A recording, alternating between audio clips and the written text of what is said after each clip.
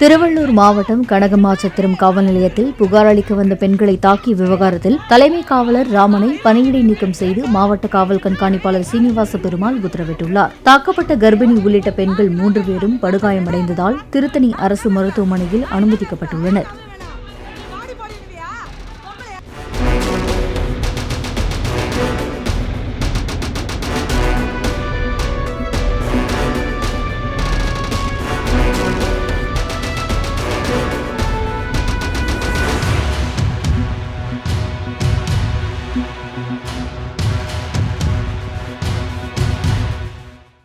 Play store மற்றும் app ஸ்டோரில் இருந்து பாலிமர் செயலியை QR கோடு மூலம் பதிவிறக்கம் செய்யுங்கள்.